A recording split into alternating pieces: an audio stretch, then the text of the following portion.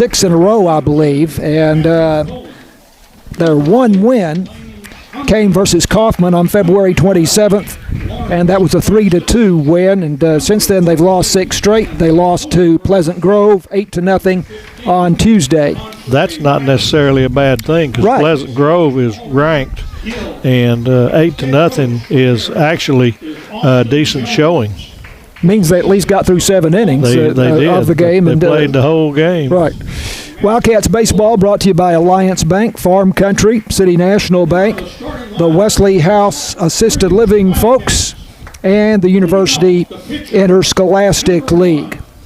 So Wildcats versus Paris tonight. Matt Jansen is our technical director and video producer, and this game will be streaming on YouTube if you'd like to look in on it during the evening. James Terry is our producer in the KSST studio.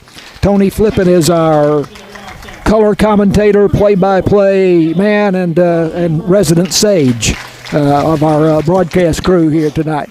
So Wildcats being introduced on the field by Don Julian, our public address announcer, and of course great former KSST broadcaster. For Sulphur Springs tonight, Deacon Carpenter will pitch, and he will lead off. Corbin Argenbright will bat second. He is the third baseman. Caden Mitchell is the designated hitter, and he will hit for the second baseman, Dylan Rosenberg. Lane Faust is the first baseman, batting fourth. Alex Macias bats fifth. He's the shortstop. Jackson Vigil in center field, batting sixth. Batting seventh, Mason Davis in right field. The catcher batting eighth, Sam Gamblin, and batting ninth in left field, Dobson Martin for Sulphur Springs. And they're being introduced right now and moving out to their positions on the field. And very shortly we will have the national anthem here tonight. Lady Cat softball has an open date this evening. Head coach for the Wildcats is And they will be at Pittsburgh on Tuesday night for a district game. And their next home game is next Friday night versus North Lamar. And we will broadcast that game for you on KSST. So now we are ready for our national anthem from Wildcats Park. And here it is, the national anthem before tonight's Paris versus Sulphur Springs game.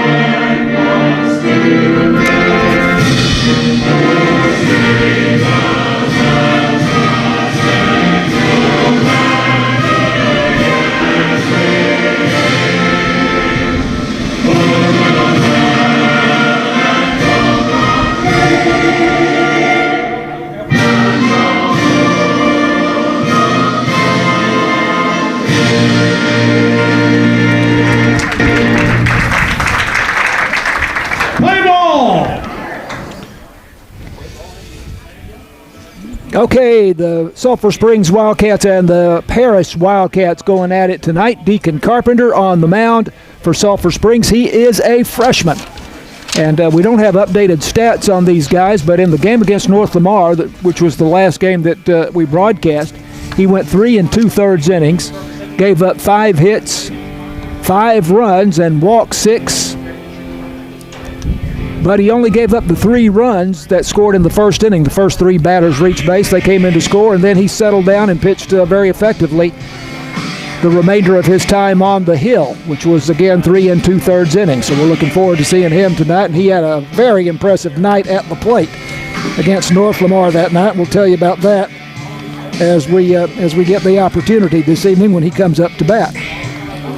So Paris will send up Keaton Adamson, the second baseman, Boots Harper, the shortstop. We had him here last year. And Tyler Day, the first baseman. to face Deacon Carpenter, right-hander for the Wildcats. I'm having to catch up. I got the wrong lineup. That's the North Lamar game. So I got to looking at yours over there, and I had the wrong batting order. I understand so that could get that going. It's not as hard. We go. Not hard to let that happen. Keller Limbaugh will bat fourth and play center field for Sulphur Springs. Brendan Sanders is the designated hitter, and he is hitting for Harley Brunson, the right fielder. Aiden Hendricks is the second baseman, or actually the catcher, batting sixth. Hayden Scott is the pitcher, and he will bat seventh. Chris Harmon is the third baseman, and he bats eighth. And batting ninth, Holden Fowler, the left fielder for the Paris Wildcats. And stepping in now is Keaton Adamson. Paris in their navy blue jerseys with high contrast numbers, which we greatly appreciate. Wildcats in their home whites, pinstripes with the royal blue numerals and the interlocking S on the front of the jersey. First pitch is a ball from Carpenter, and there's a call strike, and it is 1-1. Wildcats wear the white caps with the blue bills. Deacon Carpenter into the wind, and this pitch is hit to the right side, and will it be in play? No, it is out of play. As long run. Mason Davis giving it a long chase there. A lot of foul territory here, which we've talked about. Carpenter's doing just what he did the other day. He gets on the mound, gets ready to throw as well, quick. And the pitch, at a swing, at a miss. At a breaking ball, looked like that might have been a slider, Tony, down and away. Whatever it was, I liked it. Number one, shortstop, Boots Harper. So that's a big improvement from his last start here against North Lamar when he walked. I don't know how many we had 28 for the game, I believe, 27 or 28 between the two, and I think the Wildcats had about 12 amongst three pitchers. That's exactly right. So one out and nobody on, and swing and a miss at a breaking ball by Boots Harper, and it is 0-1. I like Carpenter's mechanics. For a freshman, he's very polished. Here's the pitch. That's a breaking ball in there for a strike, and it is 0-2. If you got a team that's won in how many? 13? 1-13. You throw strikes till they start hitting and getting something going. So hopefully that was a message delivered by the coach. Outfield medium depth and straight away. Here's one hit foul off the end of the bat down the right side and out of play. And the count holds at 0-2 on Boots Harper. We had fun with his left field are fairly shallow, but we've got a sizable wind coming straight in, so defensive pop-ups are going to be a challenge today. There's a pitch inside, and I guess that was off the end of his bat there. No, he got out of the way. It's 1-2. I thought I heard it hit, but you're right because they put a ball up. So you're on your own there. At first I thought it had hit him. And there's a breaking ball again. He's backing away from that one, but it's high and inside, and the count goes to 2-2. So now is the pitch. Don't go full. Throw it down the middle, make him hit the ball. You've got a defense back there. But you're right, the outfielder's well in with the wind blowing in from center field, and there's a ball well hit through the left side between Corbin Arganbright and Alex Macias for a base hit. Well hit. Macias was shaded just a hair towards second, and he hit it. If he'd have been in a normal position, he might have snagged it, but it would have been going to his right, would have still been a hard play. But a good hit, but again, Carpenter did what he should, make them hit him. You can't defense a walk, so kudos there. Tyler Day, the first baseman, coming up. We have some limited stats on Paris, and I say limited. They're only about through the first 4 or 5 games.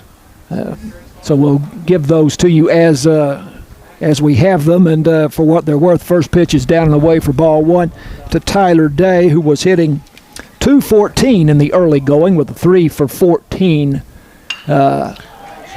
line, and here's a ball hit to right field, and moving over to his right is Mason Davis, making a nice running catch there. Now hitting number 4, center fielder. That looked like I had a chance to split the outfielders. Well, at first I thought it was going to be a little dump. It actually held up, so he actually put the meat on, or the metal on the ball that time, but made a good running catch out and right. No chance for an advance, so we got 2 outs and still a runner at first. Keller Limbaugh, the center fielder, right-handed batter, and all of these hitters have been right-handers so far. Pitch by Carpenter. He tries to check his swing, but it's a called strike. And he tied him up well that time. He swung way late. Carpenter's got a little bend in it tonight that looks pretty good to start with. Limbaugh, again, the limited stats we had, 6 for 11, a .515 batting average. And here's one down and away. Good job by Gamblin keeping it right there. So no chance for an advance. So keeping that runner out of scoring position is a firm cause right now, too. Boots Harper at first base with a solid single to left field, 2 out. And he's not getting but about a 2-step lead, so pop up. Breaking ball. This ball is hit to the right side down the first base line, and going over to try to make the play is the catcher for the Wildcats, Sam Gamblin. He dived, but could not bring it down. That was what the wind was talking about. Yeah. I guarantee you it brought it back about 10 yards. And we had pitcher and first baseman and catcher all converging on it, and Sam was the closest one and just couldn't come up with it. That would have really been a spectacular play because it was almost to the bricks. Wind blowing in from center field. That's the south. From the south at about 14 to 22 miles per hour. And it was blowing a lot stronger than that earlier today. There's a pitch that is a fastball down. And the count goes to 2-2 to Keller Limbaugh. Limbaugh. Still not getting even a fake at first base, so unless they're going to try to get him an extended at bat. Again, check swing. He gets the handle of the bat on it and sends it foul back to the screen, and the count holds it 2-2. That pitch was down and in to him. He hadn't figured that out, but if we can get Carpenter to throw one in the middle of the plate and have that same bend, we'll get a swinging strike out of it and go to the bats. Outfield again playing well in with the wind blowing in strong from center field. Here's the 2-2 pitch. And this one hit to center field, and coming on to make the play for Sulphur Springs is Jackson Vigil, and that's the inning for Paris. They have no runs on one hit and leave Boots Harper at first base. We go to the bottom of the first. It's no score. Paris versus Sulphur Springs, and this is Wildcats baseball on KSST.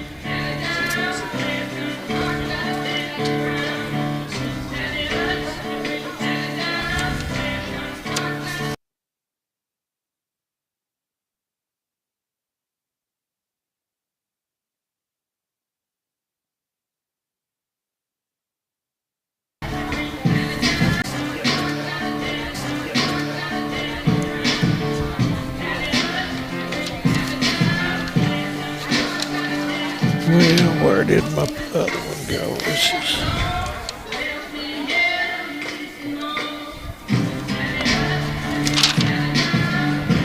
Oh, I hadn't finished it. That's what it is. I got to write it in as we go. Okay.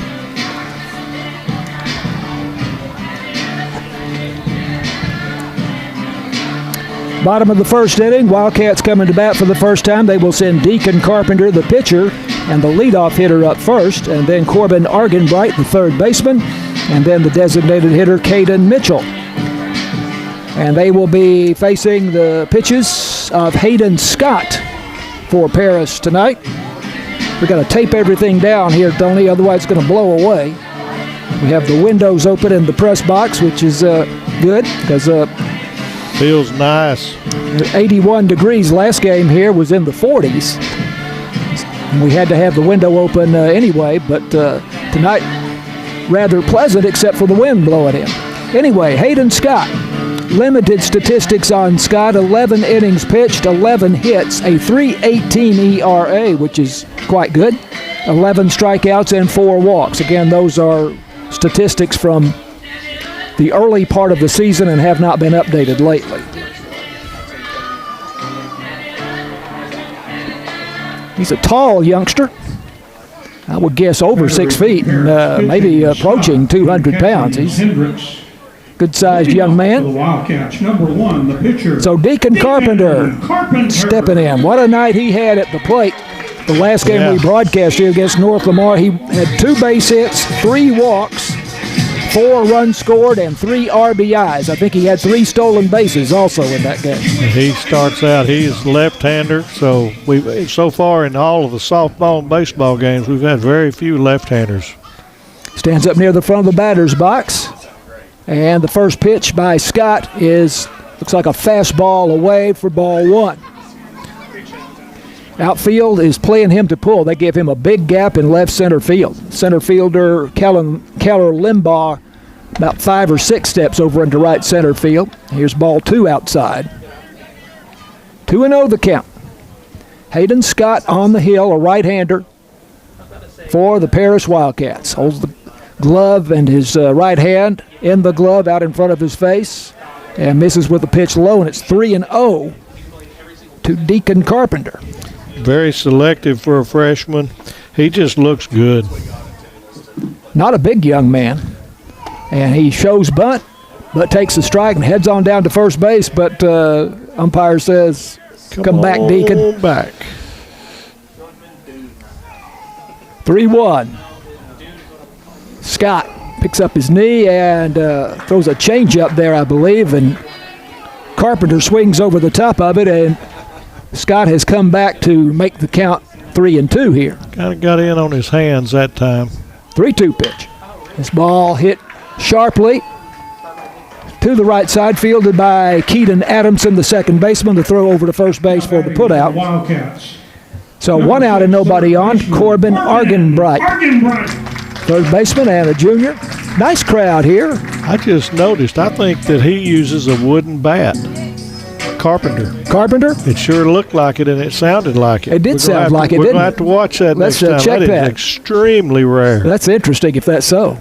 Here's the first pitch to Argenbright, and he misses inside for a ball.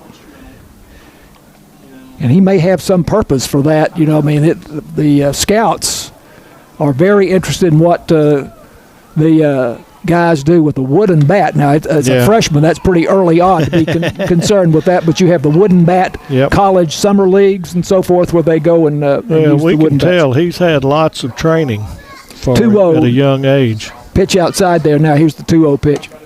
And there's a fastball up above the belt, and so it is 3-0. So Scott's having a little trouble getting it in the strike zone. 3-0 pitch to Corbin Argenbright, and he took a step toward first base, but the home plate umpire throws up the right hand, so it is 3-1. That was a 3-0 strike that he helped him a little, and I did that. 3-1 pitch. Can't help him that much. That's way outside, as the catcher Aiden Hendricks had to reach across his body to keep that one from going back to the screen. So Can't help him that much. There's a base on balls. Caden Mitchell. And Caden Mitchell stepping in to hit for Sulphur Springs. Of course, the Wildcat quarterback in football, all-district QB. What a season he had. He's batting for Rosenberg, second baseman. Again, we don't have updated stats on the Wildcats, but the last thing we had on Caden Mitchell was that he was hitting 400. And the first pitch misses for a ball low, and it's 1-0. 7 doubles, a triple, 13 runs scored, and a .515 on-base percentage for Caden Mitchell, right-handed hitter. And the runner, Argenbright, bluffing at first base. Pitch is high for a ball, 2-0.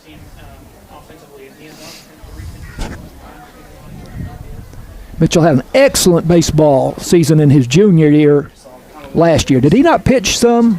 He did some, yeah. And here's a pitch outside. Well, he did. You're right. I'm calling the strikes myself. That's my problem, but I'm calling for the home plate umpire. You're calling Major League. 2-1. Outfield straight away, and just gets a piece of it on a swinging strike at the plate, and it is 2-2 to Caden Mitchell. Haven't heard if Caden has any college athletics in his Yeah, I haven't future. heard that. You have or have not? Have not. 2-2 pitch. This one hit to the right side. And through. And past the second baseman, Keaton Adamson, into right center field for a base hit. That's a good job just to the left of the second baseman for a single, and hit it solid enough that he couldn't get to it. So runners at first and second, one out. Lane Faust, the first baseman, stepping in for Sulphur Springs. It'll be interesting to see if we do a little situational, trying a little something with the fact that Parrish's record is such as it is, but it is district. You got to make sure you win first. Pitch is high for a ball. Paris coming in here 1-13 for the season, 0-1 in district play. They lost to Texarkana Pleasant Grove 8-0 on Tuesday.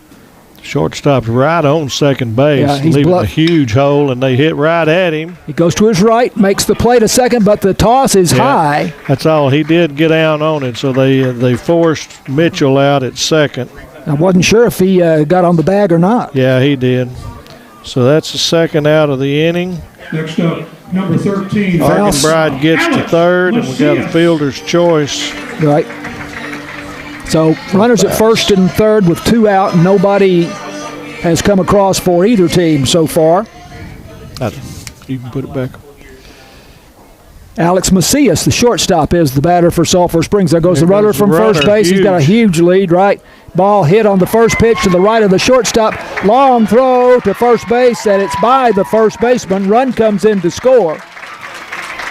And now another run is going to come in to score. I guess it must have gone in the dugout. Went into the dugout or out of play somehow. So two-run score on the throwing error. Let's see what right now. Macias is at second base, and both runners have scored, but Coach Sykes wants to check and see.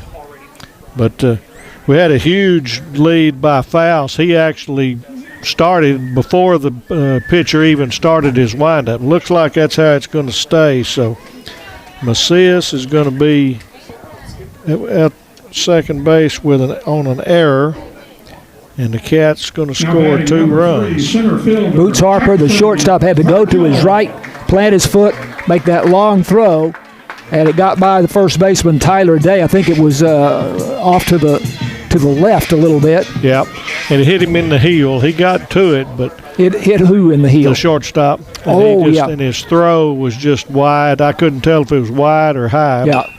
First pitch now, hit to second base, and the play to first base, and Jackson Vigil, the center fielder for the Wildcats, is out at first base. But Sulphur Springs gets a couple of runs in the bottom of the first with one base hit and one man left on base. And we go to the top of the second inning. It's Sulphur Springs 2 and Paris nothing. And this is Wildcats baseball on KSST. Let's see, Emmett Davis got 9, Sam Gambling.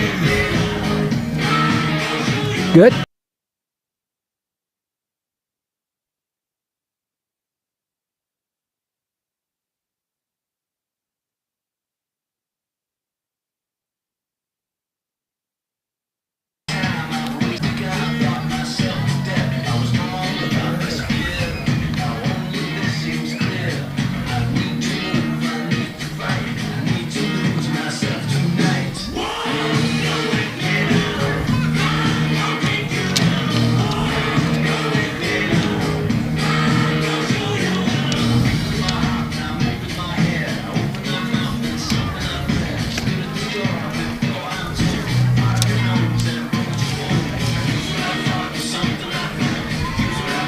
Okay, James, thank you for that update.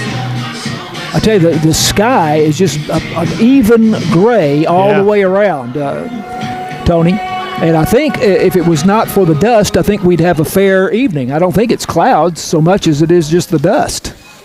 And the wind. Yeah, I think it's dust. Wind continuing to blow in from center field to about 22 miles per hour. So Brendan Sanders, the designated hitter, number 5 man in the batting order. Aiden Hendricks, number 6 in the order, the catcher. And the 7th man in the order, Hayden Scott, the pitcher. Looks like the outfield's even a little more in this time. They're going to make them hit it over our heads. With this weather and the wind like that, that's good until they do that.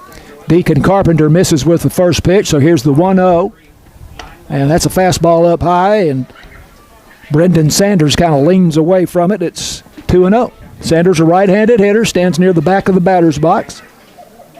Carpenter into the wind. This one hit back up the middle. Carpenter swipes at it, but the shortstop, Alex Macias, coming on to make the play, and a nice throw over to first base to Lane Faust for the putout. Yeah, I'm glad Carpenter didn't hit that because he would have, unless he'd have gotten lucky, he'd have let him get on. So that was a just average 6-3. But Macias came through, had his feet under him really well. Good mechanics all the way, and a perfect throw to first for the first out. Aiden Hendricks, the catcher, right-handed batter, stands near the back of the box and swings at the first pitch and sends it foul to the right off the screen, and it is 0-1. Deacon Carpenter, the left-hander, on the mound, and a freshman for the Wildcats. Around the outfield, it's Dobson Martin in left field, Jackson Vigil in center, and Mason Davis in right. Corbin Argenbright at third, Alex Macias at short, Dylan Rosenberg at second, Lane Faust at first base, Sam Gamblin behind the plate. Carpenter pitching from the stretch here. Well, no, he does go to a wind. He's just a little sideways. Yeah, had a swing and a miss. And it is 0-2. He's at about 45 degree, taking the sign. Holds his hands in front of his face there, right hand in the glove, and then he steps back for the windup, and here's the 0-2 pitch, and that one's in the dirt and outside. Put a little extra on that one. Nice job by Sam Gamblin, the catcher, to backhand it and keep it from going back to the screen, although nobody on base. 1-2. And misses, I think, with a curveball there, and it is 2-2. He's working with a curve a little bit. You really don't see anybody almost go into a full wind anymore. Yeah. 2-2. And hit to the right side, giving chase the right fielder. I don't think they're going to have a chance. Mason Davis, though he's already got his workout in. Even though that stays in play, he's got such a long run there. I estimate anyway, that you've got about 75 feet of foul territory, at least from third base to first base. Yeah. And then on down the line, it gets a little bit less as you get out toward the wall. But 2-2 in the dirt again, and Sam Gamblin tries to backhand that one, gets away from him, but no matter, with nobody on base. So it's 3-2 the count now. So let's see if we can keep the old base on balls bug in our pocket. Deacon Carpenter did not walk a man in the first inning, and on this 3-2 pitch, it is fouled back over the roof here at Wildcat Park, where a nice crowd has gathered. Still coming in, too. There's a lot of time just now, top of 2. 7-inning ball game, got a lot of time. Come on out. Pleasant evening. And the pitch there is a call strike 3. Got a fastball, look like about the knees on the outside corner. Second strikeout for Deacon Carpenter. Hayden Scott, his fellow pitcher, steps in here with 2 out and nobody on base. Scott, in the early going, 5 for 13.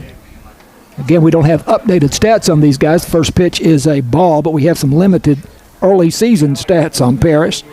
Scott was hitting .385 with a double among those 5 base hits. Here's the 1-0 pitch. And this one hit to the right side, 2 or 3 hops. He's going to have to hurry. But Scott, not a lot of speed there as Dylan Rosenberg comes in to make the play. 3 up, 3 down. We hadn't seen any of those hardly all season. Threw Scott out by about a step and a half. Yeah, I was blowing it to him because it sure didn't have much gumption. So we go to the bottom of the second inning with the Wildcats leading 2-0 over Paris, and this is Wildcats baseball on KSST.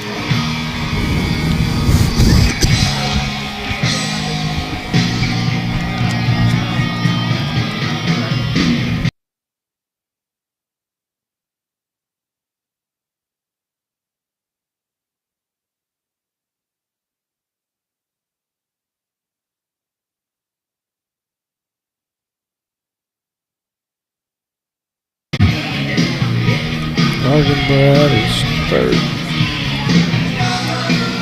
Levels okay.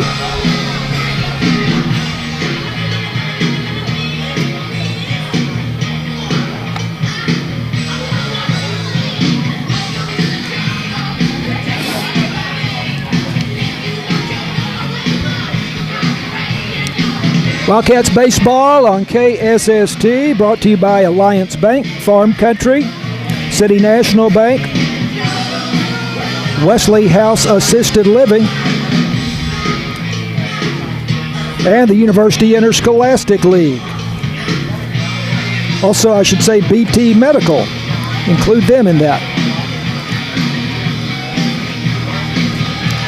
So we go to the bottom of the second inning, and the Wildcats ahead 2-0 in this district game against the Paris Wildcats. Mason Davis, the right fielder, Sam Gamblin, the catcher, and Dobson Martin, the left fielder, 7, 8, and 9. In the batting order for the Wildcats coming up. Mason Davis. And they will be facing the big right-hander Hayden Scott for the Paris Wildcats. Scott might have got out of trouble in the first inning without giving up a run if it had not been for a throwing error that allowed 2 runs to score for Sulphur Springs. So Mason Davis, the right fielder, up for the Wildcats.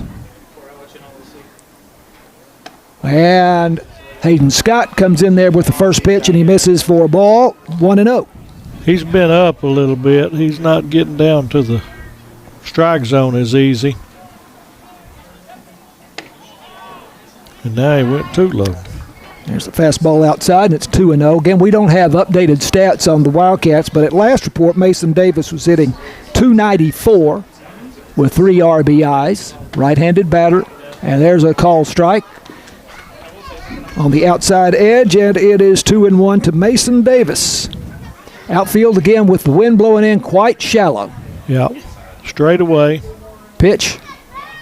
It's away for a ball, and it is 3-1. It was the 3. That would have been a 3-0 strike, but he gave us the ball there like it should be. Hayden Scott into the wind and catches the outside edge for strike 2. Again, that's, I think, a generous call by the home plate umpire. Yeah, that was closer. Full count. Mason Davis waiting on the pitch, and he hits this one to the right side. The second baseman to his left, but cannot flag it down, and so it's a base hit for Mason Davis. Perfectly placed. It was hit decent, but there was, we got the ball going, thrown away, and he's going to be out at third. Got too greedy. So on an error, he gets thrown out. I couldn't see who. I was looking down the score sheet. I'd already. I'm gonna say second base to shortstop. Sam Gamblin. At third, I'm gonna say 4-6. The putout was by the third baseman. Third baseman was in the dugout, chasing the ball because it got by, and he's. Oh, that's right. It was 5-6. Third baseman got it out of there. And okay, so the shortstop covering. Yep, 5-6 on the overthrow, and that was kind of a cardinal rule of don't make the first out at third base. So a base hit. Now we're having a controversy here on the field as the Wildcats head coach Colt Gresham has come out, and it looks like that Mason Davis is going over to third base. It would have to be some sort of obstruction. And now the head coach for the Paris Wildcats comes out. He wants to know what's going on, Bill Sykes. And they're having a big confab out there between third base and home.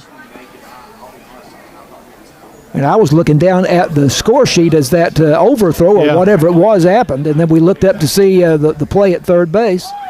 There wasn't any problem with the tag at third. It was in plenty of time. So this had to have been some obstruction. So instead of the first out of the inning, we've got Davis on third with a hit and an error. And we're not sure who the error is on. No. So a lot of erasing going on the scorebook. But we will we'll see if we can check with Don Julian about that between innings. There's a pitch outside to Sam Gamblin, the catcher. And it is 1-0. So Mason Davis, the single to right field, and then something happened. Yeah, it bobbled it, or the ball got away in the infield. He went to second, and then all of a sudden he got greedy, went to third. And initially had been called out at third base, but Colt Gresham, the Wildcats head coach, came out to protest, and he won his argument. Here comes the runner from third, and Squeeze play, perfectly executed. Suicide squeeze, and the out at first base, but what a job there. That was perfect and something you don't see anymore. Perfect. Give yourself up. Make sure you get the ball down. Do you have that 4-3? Was it second baseman or the pitcher? I think it was the pitcher. Are you okay? We'll go with the pitcher. I wasn't sure. Yeah, I believe you're right. I believe it was the pitcher. But wow, Mason Davis was coming down the line like a freight train there, and a beautiful job of putting the bunt down by Sam Gamblin. So give him the RBI. First pitch now to Dobson Martin is inside for ball one. Actually behind his head a little bit.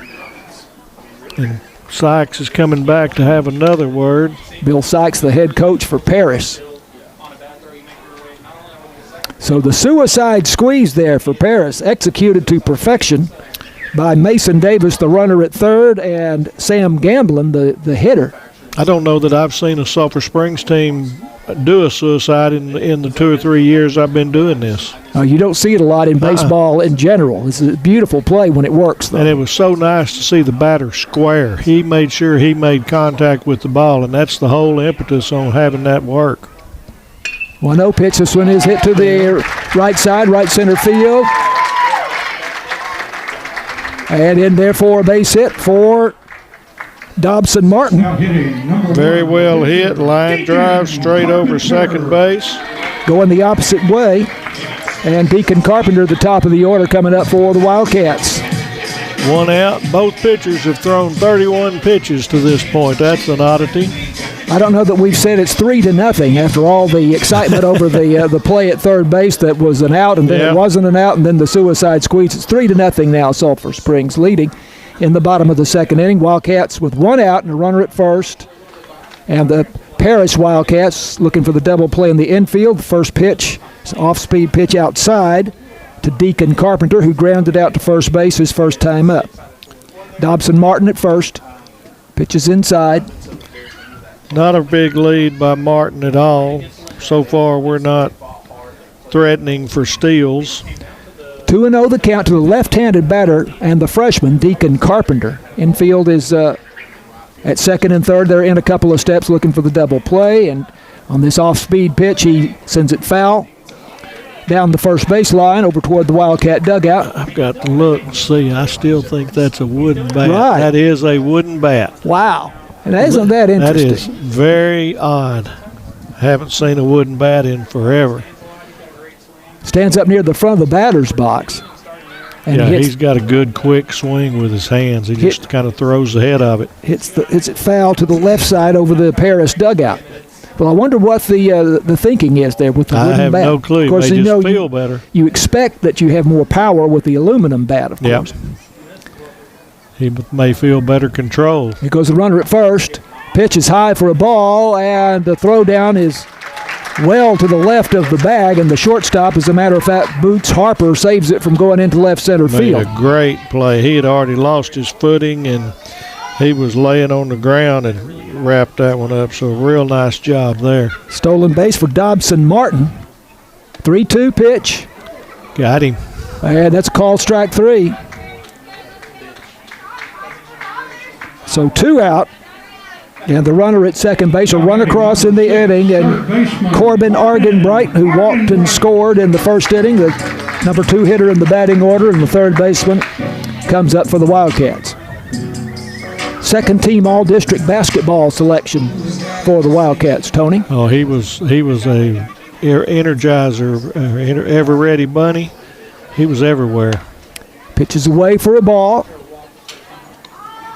Really took the role of a senior leader in that team and became the captain, and everybody responded. So hopefully he can do the same in the baseball field. Stands midway in the batter's box, and here's a pitch outside for ball 2. 2-0. Corbin Argenbright and Caden Mitchell, the designated hitters on deck for Sulphur Springs. Now coming out of the dugout is the head coach, I presume, for Paris, Bill Sykes. I have a conference here with the runner at second base, 2 out, 2-0 count on Corbin Argenbright. And Dobson Martin's been going back and forth over there, kind of playing with the shortstop. He may be going out there saying, don't look at that runner, just concentrate on the batter, get this third out. 3-0, the Wildcats lead here in the bottom of the second inning. Sulphur Springs 8-6 coming in with a 1-1 record in district play. I think Paris, that must be the pitching coach. He got a beard, and I don't think Sykes did. Okay. Paris 1-13, 0-1 in the district, but as we said in the pregame, they have been competitive in most of their games. And we're not a powerhouse yet, so we better be ready to win the games you're supposed to win. 2-0 pitch misses away for a ball. And it is 3-0 to Corbin Argenbright. Argenbright, 278 hitter at last check with one double. Huge hole at shortstop. There's the 3-0 strike call. Right, automatic strike, fastball on the outside edge. Yeah, the shortstop, Boots Harper, is having to try to hold Dobson Martin close there, and that pulls him, of course, closer to the bag. Now the ball hit to shortstop, and he's able to make the play. Boots Harper makes the throw to first base to put out Corbin Argenbright as Tyler Day gathers it in. And that's the inning for the Wildcats on that 6-3 put out to end the inning. 1 run scores on 2 base hits. There's a key error. And the Wildcats score, of course, as we told you, on the suicide squeeze. Beautifully executed by Sam Gamblin and Mason Davis. We go to the top of the third inning. This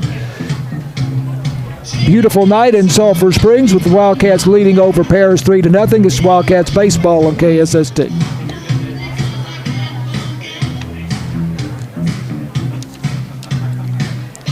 Okay. We have 2 hits there. Yep. Okay. I'll just put one.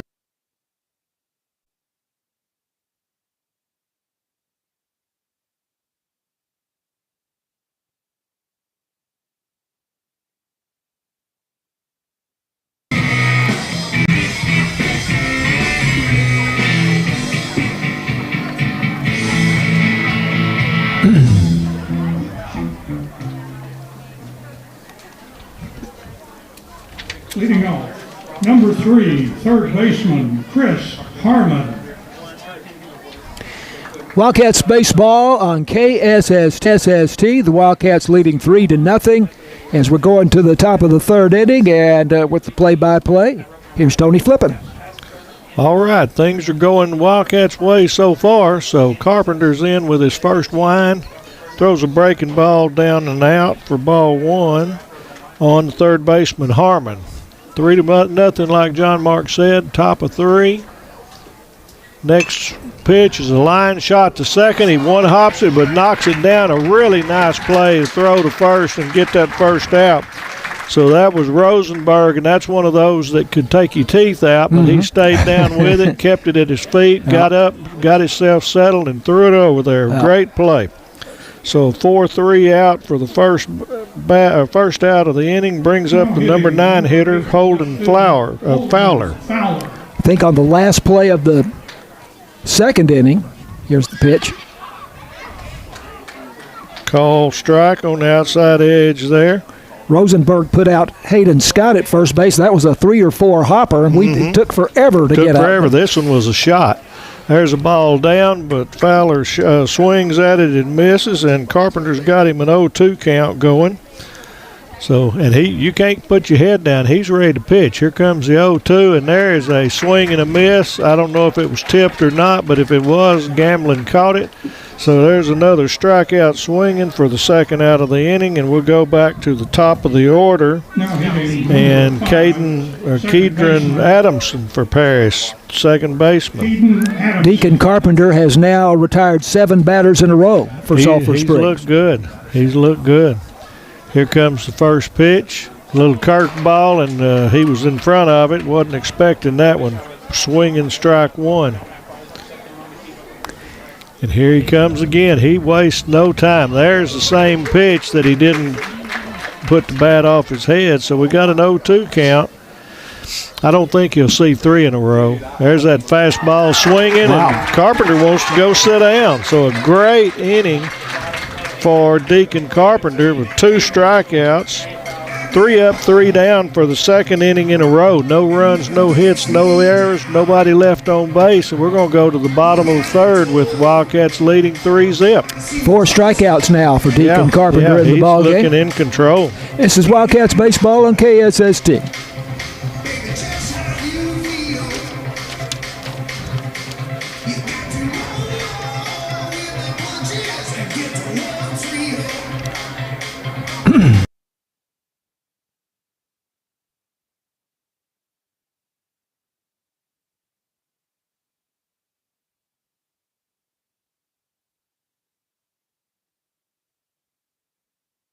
Starting, that's right. I didn't look, see if that's, I'm assuming that's the same picture. It looks like in 19. Yep. Wait. I'm going to turn my sheet over. Yeah, it is. Wildcats lead at 3-0 as we go to the bottom of the third inning and the heart of the order coming up for Sulphur Springs. Once again, here's Tony Flippin. All right. Didn't even have time to get situated in the field, and Carpenter had them down with 2 strikeouts and a 3 up, 3 down batting order. So now we're going to come back leading off with Caden Mitchell, the DH, followed by Lane Faust, first baseman, and Alex Macias, the shortstop. We're going to see if we can add to this 3-0 run. Scott from Paris is on the mound, got the signal. Here comes the first pitch. Little high, Caden laid off of it. Ball 1. I'm not seeing anything from Scott that's just overpowering. He's not walking people, but he's somebody that's ready to. If he'll throw you a strike and you're ready, you can hit him. Mm-hmm. So here comes the 1-0 pitch. There's one off the fist toward the second base. He goes well to his left and is able to get it. And there's a 4-3 put out for the first out. Tony, as the sun has gone down, that wind has let up quite a bit. If you look at the center field, the flag out in center field, it's still moving some, but not like it was. Not like it was, and that's good because it's blown all day.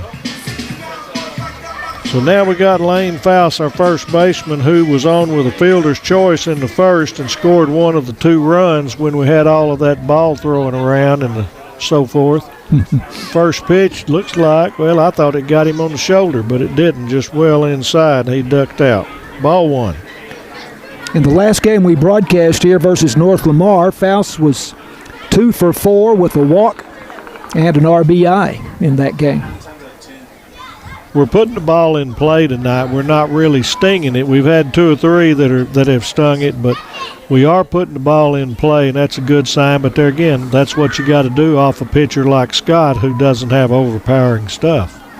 Here comes the next pitch. He tried to overthrow that one. It's outside a little bit. Catcher couldn't hang on to it, but nothing going because nobody's on. 2-0. He's in here. He's fixing to throw his 47th pitch. Scott is, and Deacon's at 39, and he's already been through this inning. There's a 2-0 pitch right down the gut. Faust didn't want it. Still got plenty of time to pick one out. Scott's in the wind. Here comes the next pitch. There's a ball that looks to be looped over second, and it dropped. A little Texas leaguer into right field for a single for Faust.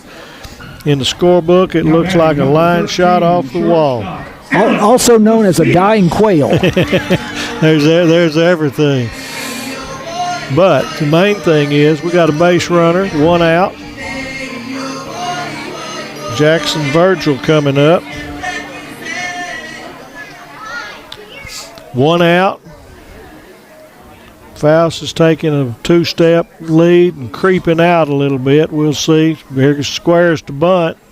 That was going to be maybe a safety, or it may have just been to see who's going to move where. Macias squared like he was going to bunt, but Faust was not going on the pitch. Here comes the next one. He squares. Oh, perfect bit of hitting. Base hit through second. That was perfect. That was perfect. Batting number 3. He squared early, pulled the bat back, and the second baseman had gone to cover second. He hit him right where he left it. So that was a great job of hitting by Macias. Faust was on the move. Yep.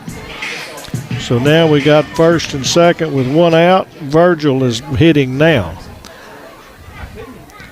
From the stretch, Scott has the signal. Here comes the first pitch, right down the middle for a strike. So we need to take advantage of this. We got a runner in scoring position, but nobody appeared to be bluffing or moving. We're getting decent leads because the defense is staying off of them a little. Shortstop's got to get back. There's a foul tip straight down. And Virgil's got an 0-2 count, so now he's got to dig in, protect these runners and move them. At the very least, he needs to move them because with all this foul line, anything can happen. 0-2 pitch. Down, there goes the runner going to third, and he's got it. Both runners advanced. Ball didn't get out from in front of the catcher, but about 3 feet. But the runners were both very alert, and the minute it hit the dirt, Going to score that wild pitch. Yeah, that one was in the dirt. Yeah, but it really did not get by him very far at all. No, it bounced out in front. Infield now coming in to cut off the run if they can. There's a hit ball just up past the second baseman through. Got one run, and Coach held the runner at third, but the ball's overthrown, and he comes in, and Virgil goes all the way to third. So that's going to be a single. 1 RBI for the runner at third, and then the second one scored on a throwing error, but we like it anyway because it's still a score. And Virgil ends up all the way at third base by the time he advanced on each throw, the overthrow and then the throw home. So still one out, runner at third, and we got Mason Davis up at the plate. First pitch hits him in the back. So he shakes it off and heads down to first base with a hit by pitch. Sam Gamblin. Wildcats leading it now 5-0 over Paris. As 2 runs came in to score just a moment ago, as Jackson Vigil gets an RBI to drive in Lane Faust, and then Alex Macias scores on the throwing error. Yep, we've got a meeting on the mound with the coaches here again. 1 out. The way we've moved a little bit, I figure we're going to have Virgil running at first, and or Davis, I'm sorry. Sam Gamblin is the hitter, the catcher, and he's already put down a perfect squeeze bunt, so you can tell he knows how to handle the bat. But I got a feeling we're fixing to run at first, and if nothing else, possibly try to get in a rundown or something, see if we can score this runner some way. First and third, always a tough situation for the defense, and especially in high school baseball. Yep. So Gamblin's been talking down there to the coach, and he knows what he wants. Short leads. He's in on the stretch now, and as he goes, runner from first leaves, and there's going to be no throw. So that's what that visit was for. And it looked like a decent pitch, but they called it a ball. So 1-0. So now we've got Davis at second and Virgil at third. Still working from the stretch is Scott with a 1-0 pitch. A little bit up, but it must have caught just the top of the strike zone. So rung him up for a 1-1 count. Still nobody out in the inning. They're showing 1. I'm not sure. They are, aren't they? Yep. There's a shot right over first into right, base hit. 1 run's going to score. Second run scores. The ball comes back into first and holds Gamblin there. So run scores there. Run scores there. It's 2 runs. And Gamblin gets a single. Hitting for the Wildcats, number 7, left fielder Dobson Martin, the number 9 hitter in the order coming up. We had a 4-3 on the leadoff. Hit the second base. You're right. The inning, Caden Mitchell. So 1 out. We go back. We're at the number 9 spot. Still just 1 out. You're right. I got off into the wrong column here. Well, there's been a little action. Looks like Are we making a change now? We are. And so God help us there. With Paris, you mean? Yeah, because we don't know who's on first and who's on second.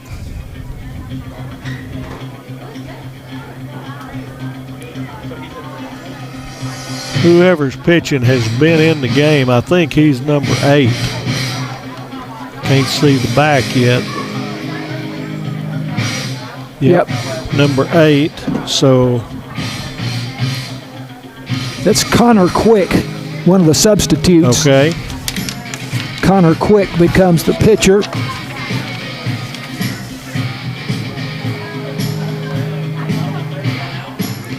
And not sure if Hayden Scott stays in the game or not. Looks like. That's it. That him. Yeah, he may be going to second. Yeah, that's Scott. He's going to go to first. He looks like a first baseman. Yep, he didn't look like a second baseman. So Scott's going to 2B. And we'll see if they're going to send somebody out at second or give us a hold. What We've becomes got of Tyler? Got 4 people in the outfield, so I'm assuming Tyler Day had been the first baseman. Not sure where he went. So Scott's out and Quick is in to pitch. Again, we got a 7-0 ball game in the bottom of the 3rd. Everything's going good for the hometown Wildcats right now. And I think we got a runner at first, and that's it. They had a 4-3 put out on Mitchell to lead off the inning, and then we've been pretty active ever since. Taller pitcher, lanky, comes straight over the top.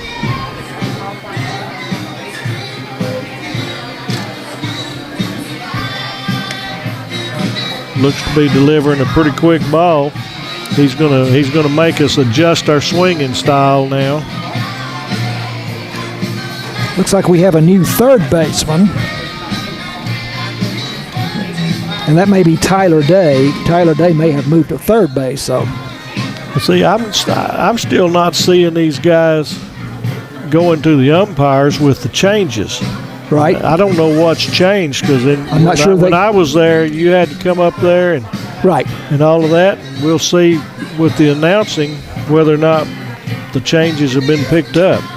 But regardless, we're fixing to take play again. Let's see. That does look like Tyler Day at third, who had been at first. Okay.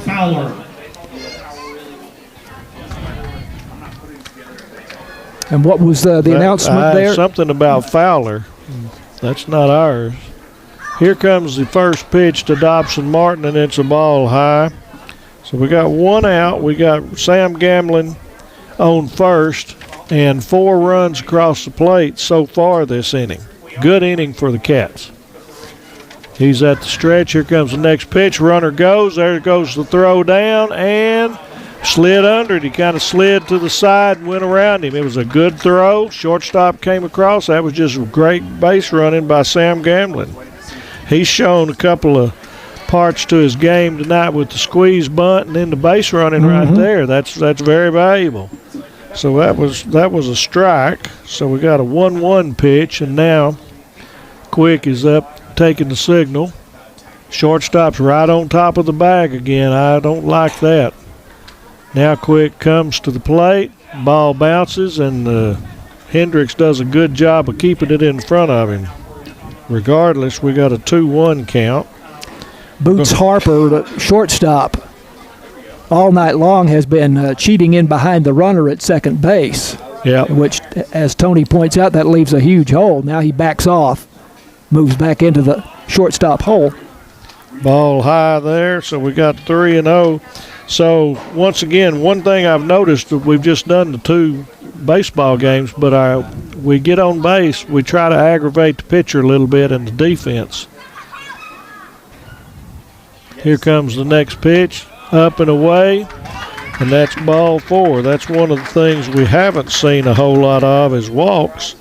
Now batting number 1, the pitcher. Go to the top of the order, and our left-handed wooden bat pitching Deacon Carter. I'm really glad you noticed that wooden bat. That is fascinating. It's a little different. So we've got a force in play, so the ball on the ground, they've got to get moving, pop up, they got to infield fly, and everybody's got to wait a little. Here comes the first pitch. Little breaking ball and kind of fooled Carpenter, so he took it for a strike. But I don't think much shakes him. He'll handle a 2-strike pitch too. Here's the stretch by Quick, and the next pitch up just inside his head. So he got out of the way. Duck down in a hurry from that one. 1-1 pitch. Harper's still within 4 feet of second base, which increases if he could swing late and shortstop, it'd be a hit. There's one that bounces, and Hendricks stays in front and keeps him there. So 2-1 count. Keller Limbaugh, the center fielder, about 5 or 6 steps over into right center field, so there's a big gap in left center. Yep. Here comes the next offering, and there's a swing out to the late. It was late. Third baseman's giving it his try, but I think the wind barely got it out. Again, lots of room out here, and good hustle by the third baseman. Did you say that's Day? I've got it as Tyler Day now, yeah. So now we're sitting at a 2-2 count with 1 out. Carpenter has been out both occasions, a ground out to second and a strikeout, so he's ready to get a hit. Swung again, ball back to the left and out of play, and he's hanging tough. I wonder if he's got 2 wooden bats in case he breaks one. Oh, I would imagine. We'll have to watch and see. So Quick's getting the signal. He's at the set. Runners are playing with the defense. Tried a big hook, and it was up and away. So now we got a full count. And I would think we're going to run here because coach is going to have confidence that Carpenter's not going to strike out swinging. Full count. Runners don't go, and it's way inside. I don't know if it hit him or not, but regardless, we're just going to say it's a ball, base on balls. And everybody moves up, and we've now got the bases loaded with Corbin Argenbright coming to bat. They sort of took a jogging start from first and second base as the pitch was. Yeah, I really thought they would go ahead and run there. But you're right. Argenbright's coming up next. He took a base on balls and scored in the first and was out 6-3 in one of the play. 6-3, just a shortstop to first baseman for the last out of the inning in the second inning. So he's 0 for 1, but scored a run. Wildcats have batted around now in this inning. Yep. First pitch must have been up because it sure looked like it was in the zone. So ball 1. Argenbright leaned away from it. Quick's got the sign at the set. Here comes the next pitch. Same pitch. Up again, 2-0. Again, bases loaded. 4 runs already in this inning. Only 1 out. Here comes the next offering. Looked like a good outside corner pitch. 2-1. So Paris has gotten 2 walks this inning, and that's kind of hurt them. We're set. Here comes the next pitch. Up and away, and we got 3-1. So this could turn into a huge inning if they can't find a strike zone. Defense is still back. I would think that the infield would be on the grass, but they're not. They're just looking for a single out. There's the next pitch. Argenbright takes it down the middle for a full count. So I don't think we'll be moving here with the bases loaded, but he should be digging in for a good pitch. And here it comes. Outside ball 4, and he walks in a run. So Paris is getting stuck by the walk bug in this one. So that brings Gamblin in for the 8th run of the game. Sends Martin to third.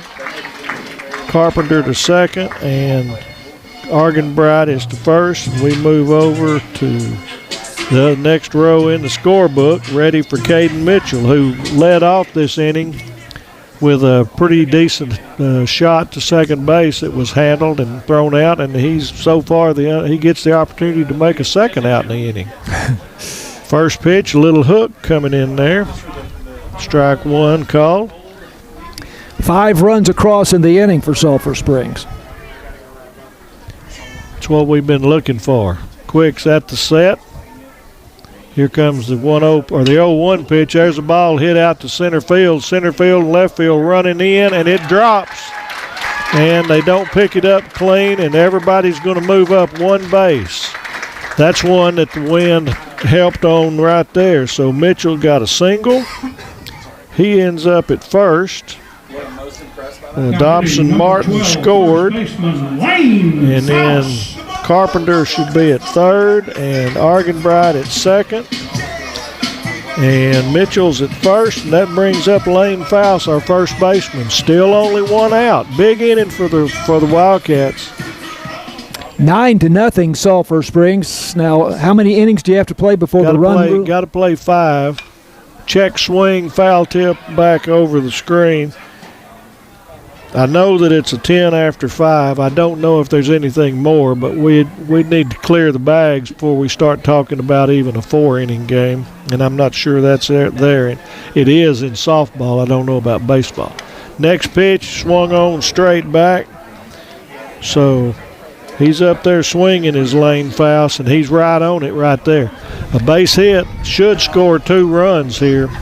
Left fielder is pretty well in, and he's shaded kind of to center field. Center fielder's straight up, and the right fielder is out to his left. Here comes the 0-2 pitch, and didn't quite hit him. He could have stayed in there and taken it for the team, but I wouldn't either. That's a hard decision to make while the ball's in flight. So Quick is struggling. We got to dig in. He kind of got mixed up on the signals and stepped off. So Faust needs to dig in and make contact. Faust has scored both times he has come up in this game. That must have been a foul ball to left field out of play. So it's going to stay at 1-2. Quick's already up to 24 pitches in just this half inning with no outs. So he's struggling a little bit too. Faust is dug in. We got the 1-2 pitch coming. Quick is on his way with it. Swing and a miss, and that's going to be strikeout or out number 2. Bases loaded. There wasn't a chance for an advancement on the ball bounced. Right. So brings up Alex Macias, a shortstop, who singled and scored. Moved up on an error back in the in this inning. Seems like a long time ago. A long time ago. Has been a long time ago. Bases still loaded. Quick comes to the set. Here comes the first pitch, and there's a ball shot to left field, and it's by the left fielders. This is going to get 3 runs, and we'll see how much Macias is going to run. They're going to send him. Nope, they're keeping him at third. That's what the Cats needed right there. That was a shot, and the left fielder had moved in a little. He had no chance. So for Macias is a triple with 3 RBIs. You don't see that very much. And that is now I got a lot of coloring to do. Triple to left field, too. You don't see that a lot. He got around on that one, and he can move. He hit it in the barrel. So it's a big ballpark, and there's a lot of room out there. I think it's, what did we say? It's 3, can I see it? This laid out, 325 down the line, 385 to center. So that's Virgil up now, and the first pitch is inside on him. So 2 outs now, or no, still just 1 out. Yeah, no, there's 2. That's right. Had a strikeout. Yeah. So 2 outs, runner at third. 12-0, the Wildcats on top. There's an outside pitch, and Hendricks does a good job of keeping that one in play because, again, with the runner at third, anything that gets by him, there'll be either a run or a play at the plate. Virgil set. Here comes the 2-0 pitch. Swing and a miss by Virgil. He was fixing to go see if he could visit that wall too. We commented before the game that Paris has been competitive in most of their games, even though they're 1-13. They haven't been run ruled a lot, but they're sure in danger of it tonight. There's an outside ball for 3-1. Well, what I'm liking is for the matchup we've got, the Wildcats are doing some base running. They're doing a squeeze. They're hitting with runners in scoring position and playing good defense. Next pitch is swung on and missed, so now we're going to go with a full count pitch with 2 outs, runner at third. Wildcats up 12-0.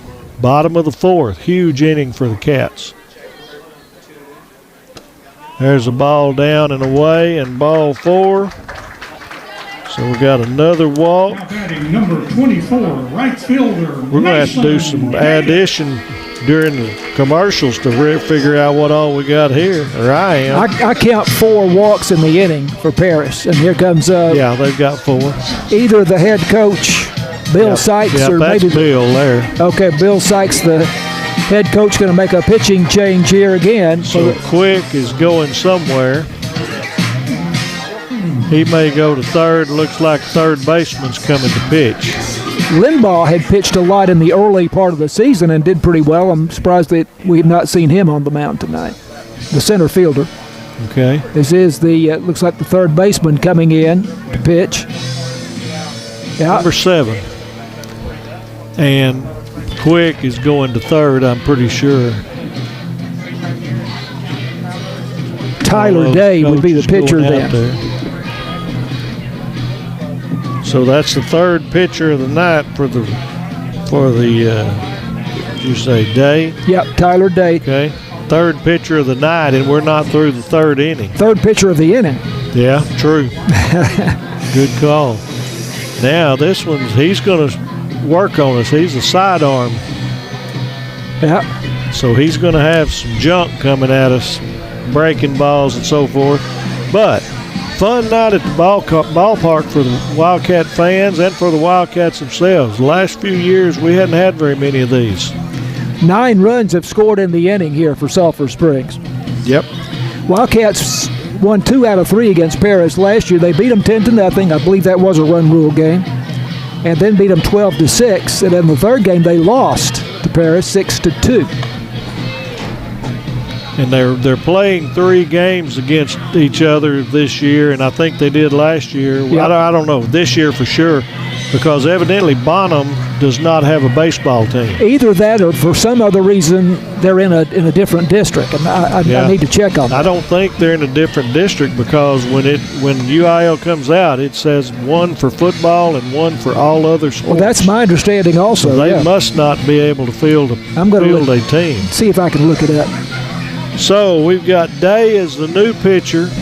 Umpires out there telling him, young man, you got 2 outs, runner at first and third, but sorry, y'all have given up a bunch this inning. Tyler Day.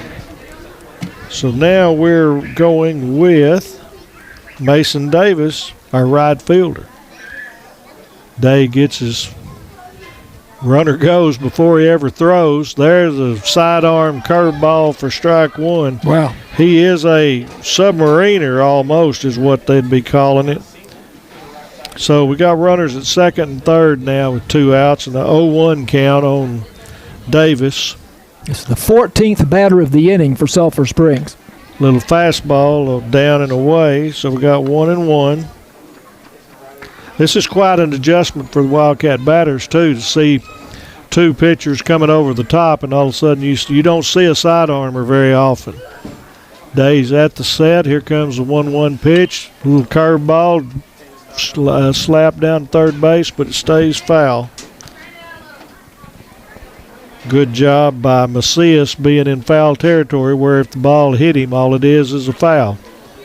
If he's in fair territory, we got a dead ball and an out, and we'll go to the field. So 1 ball, 2 strikes. Day's got the sign, and he's set. Here comes the pitch, a little curveball, and he did it the same thing, kind of dribbled it down third base, just foul. So the count stays at 1-2.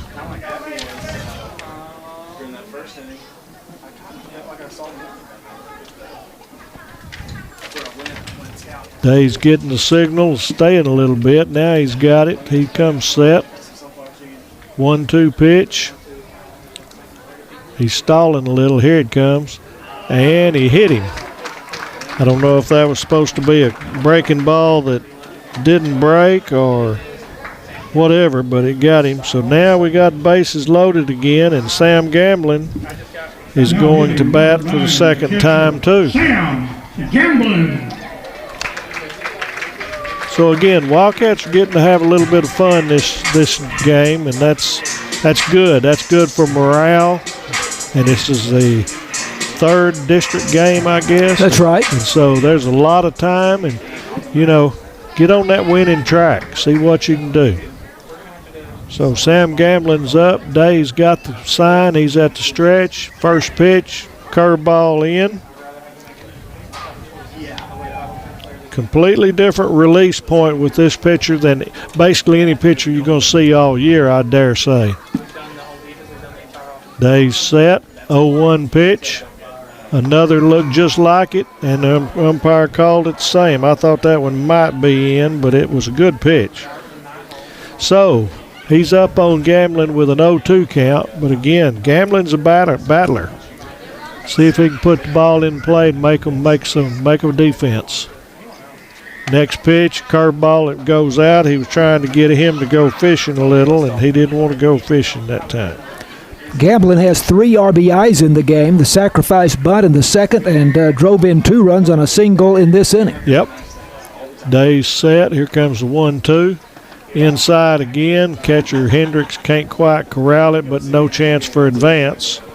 So we got a 2-2 pitch. Again, still just the bottom of the third. Base hit's going to score at least 2, I'm going to say, because they're supposed to be scattering at the crack of the bat. Day's set. Here comes the 2-2. There's a fastball. Must be down because it was in good shape everywhere else.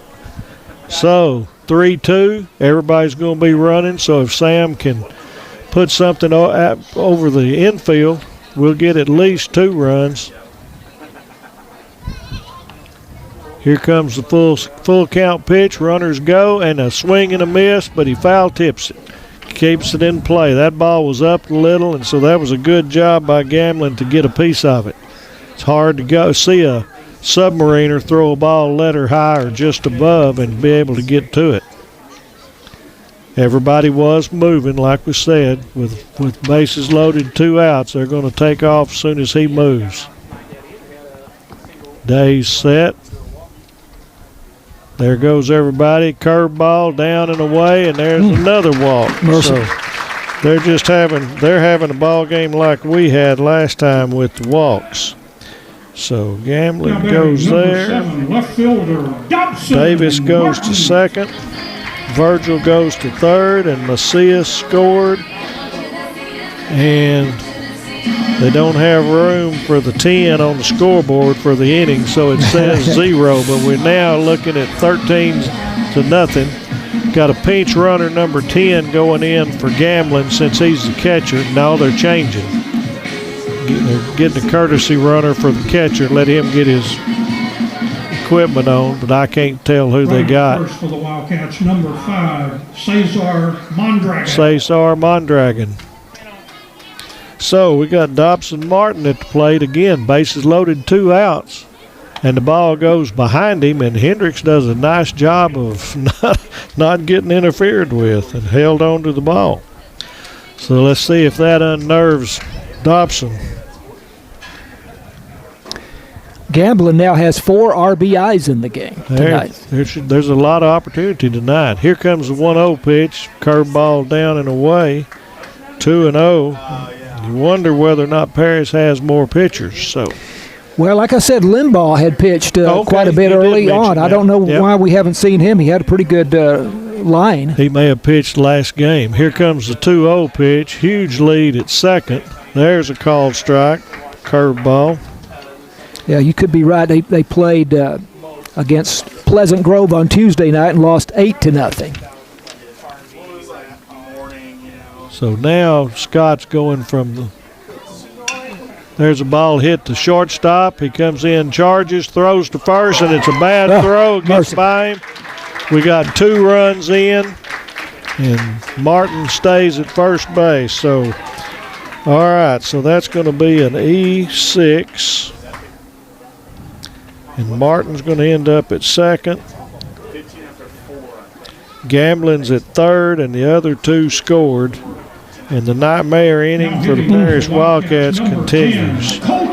11 runs in the inning for Sulphur Springs. Or is it 12? 15 to nothing now. Yes, Yeah, it's 12 12 runs in the inning. They were a little bit late putting that 15th run up on the scoreboard there.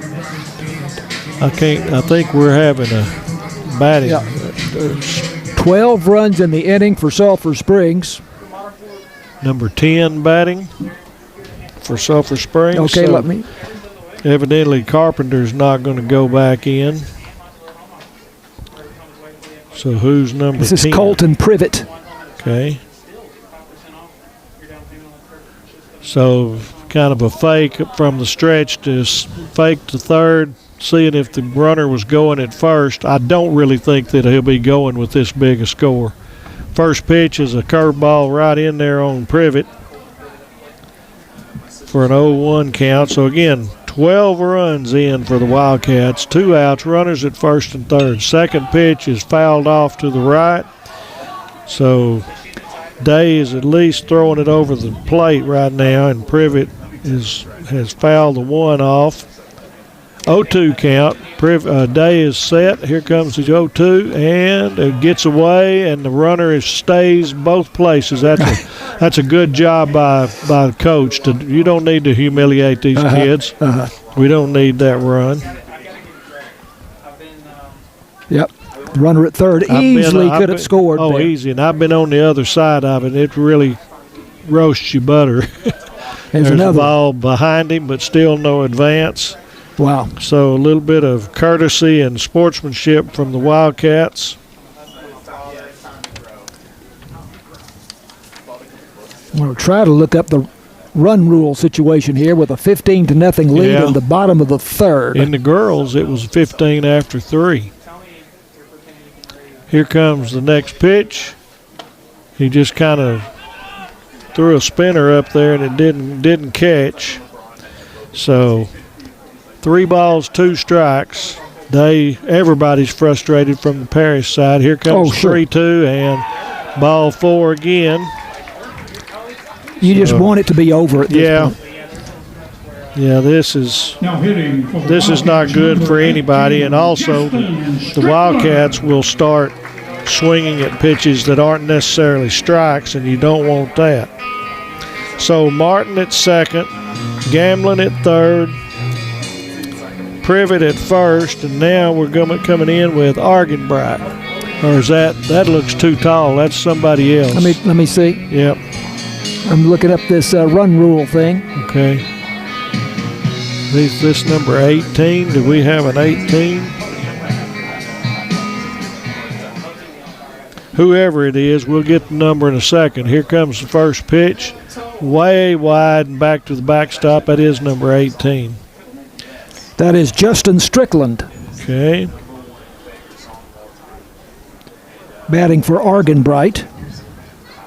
So he's ahead 1-0. Good now that a lot of the substitutes are getting at-bats in the game. Yeah, that is. I figure we've seen the last of Carpenter. There's a called strike, and our 3-0 strike zone is going to get about a ball or 2 wider right now. The pitcher just may not realize it. Swung on and missed for the next pitch, and we got a 1-2 count. Here comes the next pitch, and it's a bouncer to third baseman. He comes in charging, but bounces the ball, and they're holding everybody. That's a great job by the coach. We could have scored 2 more runs, but we only scored the one that was forced in on the error. So that's going to be an F5. And he's on first. He went to second. Now hitting for Went the to Wildcats, third. number 34, second baseman Dylan Rosenberg. Dylan Rosenberg So will he- now hit. Yep, so we're getting rid of the DH for Caden. 16, is it right? 16 to nothing, Sulphur Springs now. Yeah. And Wildcats have batted around twice in this inning. And we've got another pitching change, and you just got to feel sorry for the Parish team and coaches and all. This is just one of those nights. This may not even be a pitcher that's coming in.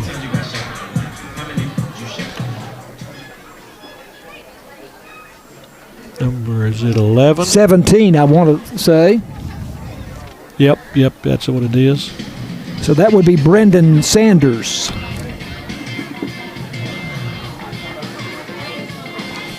Fourth pitcher of the inning. Yep. Hayden Scott was the starter and kept it fairly close there the first two innings. Yep. Kudos to Coach Gresham, though, showing sportsmanship and holding these. We could have already scored 3 or 4 more runs from the pass balls and a bases loaded error like that. So now what I see is the 10-run rule dictates that a game ends if one team is 10 or more runs ahead after 5 innings or 4.5 innings if the home team is ahead. But if 10 runs there, we've got to play one more full inning and then let Parrish bat. I didn't think they had a 15 in baseball like they do in softball, because sometimes you can get a few more one-sided ball games in softball. Okay, we've got a change at third base at least here now. This is, that's Tyler Day going back to third, and I never was able to determine who it was at third there for the last several batters, but we know Tyler Day is there now. So Rosenberg, we're fixing to scoot over to the third extra row on our scorebook here. I've never had one of these, I don't think. If I did, it was last year against the LE when they did that to us. And scored 17 in the first. So we know exactly where Parrish is coming from. Yeah, that's right.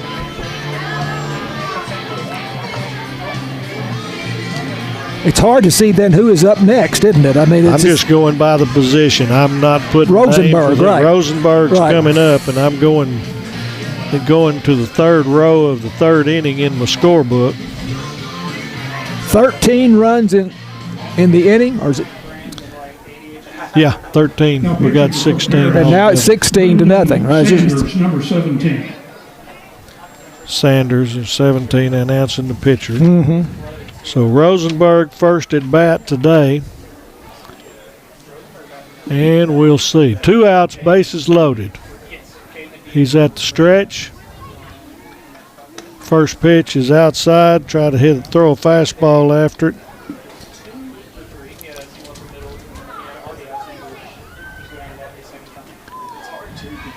Caden Mitchell ends the game 2 for 3 with an RBI. Called strike 1 there, a little bit on the inside, but it caught the corner, 1-1. I'll assure you we're going to have a substantial strike zone if they'll just keep it out of the dirt. There's another one, strike 2. Oh, this is called survival, and you're surviving for the umpires too. 13 runs across in the inning. Here comes the 1-2 pitch. There's a pop-up. Over short, he's moving back, looks to be under it, and mercifully there's the last out of the inning. That's an F6 for the third out. So we're going to have to count up a bunch, but at the bottom of the third, 13 runs, 3 left on, and the rest of it we'll tell you after the commercial break. Wildcats baseball continues with the Wildcats leading 16 to nothing after this on KSST. 1, 2, 3, 4.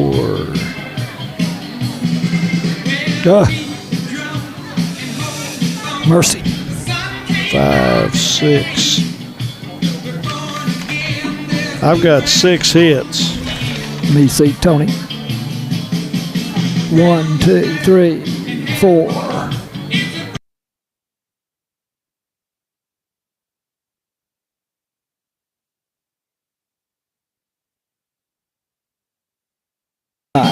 Six, you're right. Yep. Yeah, 6 hits. 6 hits. And I'm not going to put the errors. Okay, let's see. We're going to the top of the fourth? Top of 4. Hard to keep up with on the score sheet here, at least on the Sulphur Springs side of the score sheet. Yep. Looks like we got Trash Can Holt coming in relief. I knew Carpenter's day was going to be over. So I love this kid. 13 runs for Sulphur Springs. We decided 6 base hits in the inning. Yep. And 1, 2, 3, 4, 5 walks. 5 walks is what I've got. 2 or 3 errors, I'm not sure. Yeah. And 3 left on. Mercy. We could still have the scoreboard spinning. So Ty Holt's fixing to come on. Right. Who throws a lot of off-speed stuff, Yep. breaking stuff. 25, Ty Holt. Catching for the Wildcats, Cesar Mondragon for Alex Whittle. Batting for Paris. Number 1, shortstop, Boots fixing Harper. to say, I thought Harper, they're not going to make any subs. So here comes the first pitch, and there's a foul down to third, and Sykes keeps it in play for an 0-1 pitch. So not sure if you were able to hear Don Julian, the public address announcer there, but Cesar Mondragon is now catching for Sulphur Springs, and Alex Whittle has gone to center field. Next pitch is up and in. Ball 1, strike 1. Holt is a senior, and he comes in and he gets outs. And he doesn't look like he's got the best stuff, but he gets out. Swing and a miss on a breaking ball, just like that. And I call him affectionately Trash Can because he throws everything but the trash can at the batters. He has fun. Here comes the 1-2 pitch. Breaking ball broke right in there for a called strike 3. And that's the first out of the inning. Harper goes down looking. Number 7, Tyler Day. Brings up Tyler Day. I think he may be at third now. I don't know. I'm not keeping up with any of that. It's so difficult. I'm just going with the next batter. I believe he was the first baseman, but I know he's not third. Yes. Here comes the first pitch, breaking ball, and he fouls off of the umpire. So Holt's coming in throwing strikes, which is what he's supposed to do. Deacon Carpenter, the freshman, ends with 3 innings pitched, 4 strikeouts. He gave up 1 hit, no runs, did not walk anyone. And there's a called strike on that outside corner. 0-2 on Day. He can control that breaking ball. He doesn't throw it hard. So there's another one. The ball hit to left field. Left fielder's going back under. He's on his horse, and it's over him and almost to the wall. And Day is going to be safely in the second with a stand-up double. So that was well hit, again, without the firepower that Holt, he doesn't have the big fastball. He got around on that one, and left fielder Martin got on his horse. I think it got to within about a yard or 2 in the fly. I thought it had a chance to get out there for a moment. Yeah, he was running, I'm here to tell you. So should be Keller Limbaugh coming up now, the center fielder. It's 325 down the line, 355 to left center and right center, 385 to dead center field. Well, he hit that one about 325 because there's the first pitch to Limbaugh and a swing and a miss. Took a big old swing. I think he wanted to duplicate that shot. Holt's got the pitch at the belt, and there's a second pitch, and there's a foul ball. So again, throwing strikes.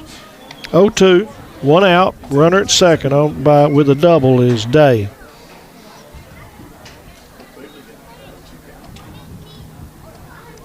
Holt staring in, getting the sign, comes set. Runner goes to third, and there's a foul ball back to the right. Not really sure what the purpose of a runner going to third in a 16-0 ball game is, but that'll be up to Coach Sykes and his team. Play your game. That's it. You can work on stuff. So now that made Holt try a pick off at second. He said, "I'll show you." Alex Macias, the shortstop, cheating in behind him there. Yep. They had a chance.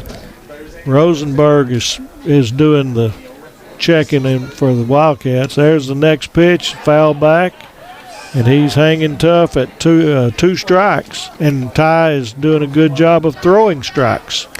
Limbaugh, and again, we have very limited stats on these guys. They are not up to date, but at one point he was hitting .545. He was 6 for 11. 6 for 11 coming in. I remember you saying that. Yeah. Two Holt doubles. is set. There's a slow curve, and he couldn't hardly wait to get to it, and then he swung over it for the second out. So now that's 2 strikes for Holt. Now hitting number 17, the pitcher, Brendan Sanders. All right, Brendan Sanders is up now with 2 outs. Runner at second. Holt is set, and here comes the first pitch. Fastball swung on and fouled out off the right side out of the ballpark.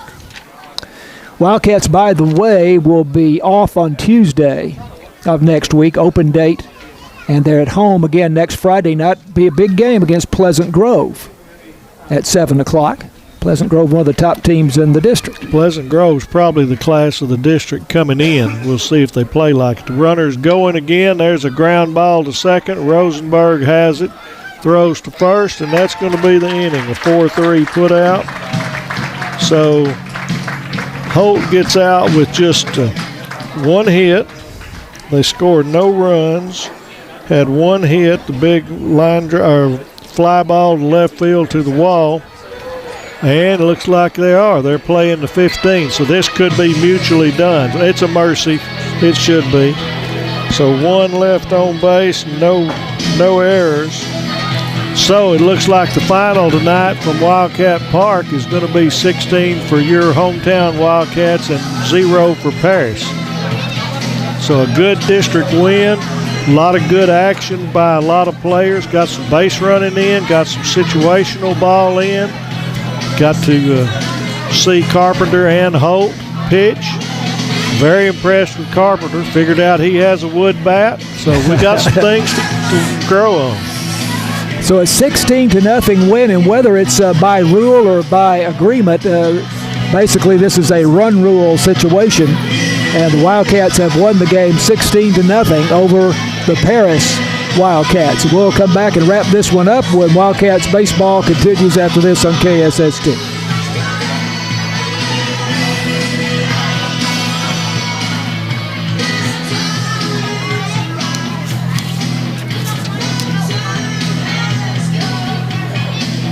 I'm seeing that we pitched a 2-hitter. Yeah, that's right. In 4 innings, though. Yeah. So James, run 2 minutes worth of spots here.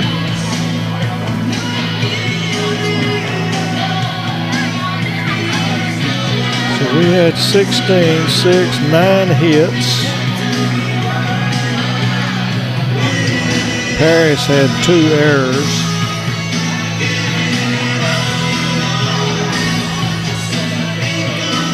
I think we had any. We didn't have any. Okay, here it is, 15-run rule. Okay. Optional. I'll read it when we come back. All right. So they had no runs, 2 hits. Not going to mention errors. And 2 people left on base. So good pitching performance. 1,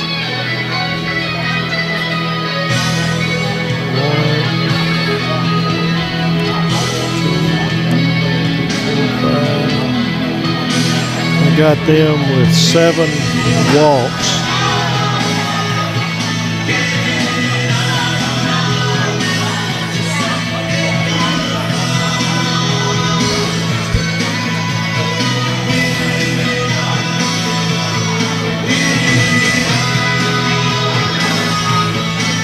And we had 0 walks. That's big. Yep, that is.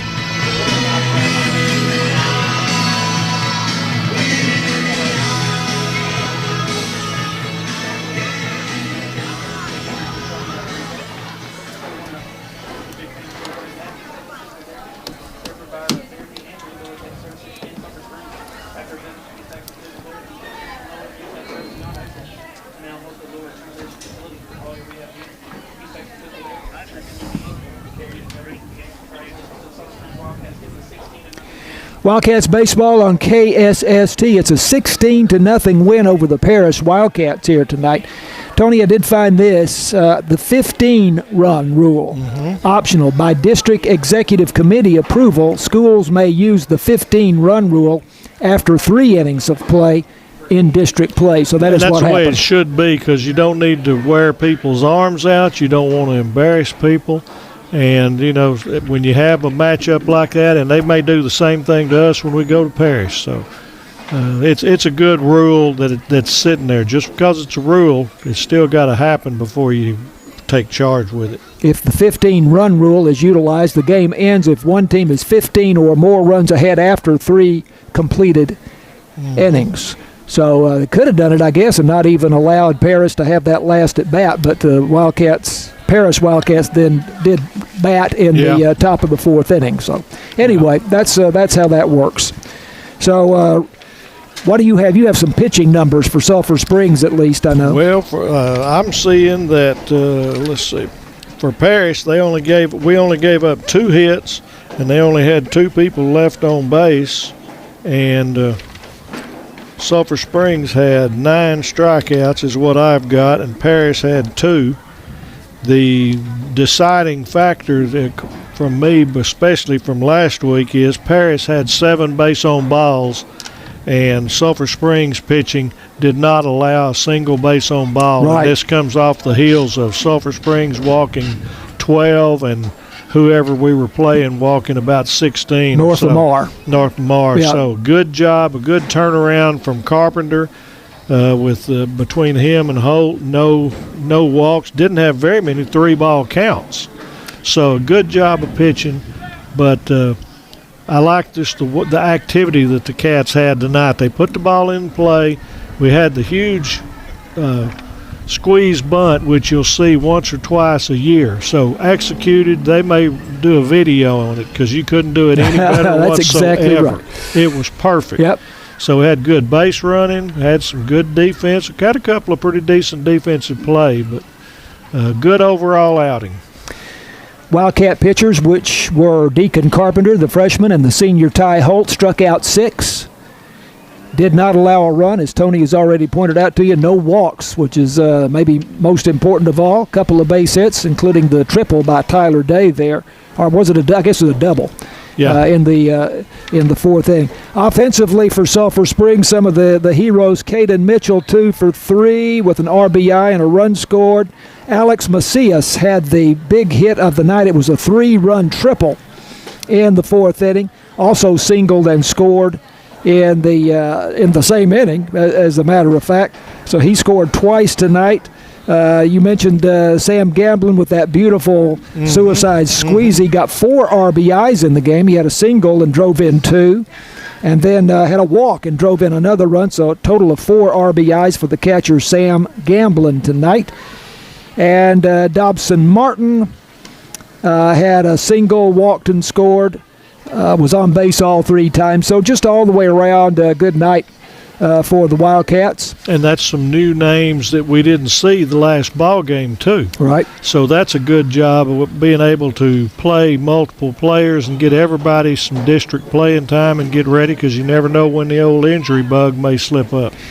So the Wildcats now, as we told you a little while ago, they are off next Tuesday. They have an open date Tuesday. And a big game against Texarkana Pleasant Grove here next Friday night at 7 p.m. Lady Cats softball is off tonight. Actually, they're off tonight. They play at Pittsburgh Tuesday night, and they play at home next Friday night against North Lamar. So we have the Lady Cats and the Wildcats baseball playing at home next Friday night. We'll have to make a decision of which one of those we're gonna broadcast. But either way, you can't go wrong. Lady Cats soccer, by the way, they will play a warm-up game versus Kaufman at 6 p.m. Monday night at Gerald Prem Stadium, and then they go into by-district play, or they go into the playoffs with a by-district game next Thursday at 6 p.m. versus Tyler Chapel Hill at Mineola. And we're still waiting to see who the boys' soccer opponent will be in by-district. But the Wildcats win tonight 16-0 over Paris. They go to 9-6 on the season. They are 2-1 in district play under new head coach Colt Gresham, taking over for Jared Hammock, who coached here for 18 seasons. And as we say, the Wildcats have an open date on Tuesday night. They're home again here next Friday night against Pleasant Grove. So we say thanks here tonight to Matt Jensen, our technical director and video producer. James Terry is our producer in the KSST studio. Tony Flippin, our color commentator and play-by-play man, and couldn't do it without him. And again, the Wildcats with a 16-0 win here tonight. I'm John Mark Dempsey, and we say goodnight from Wildcats Park.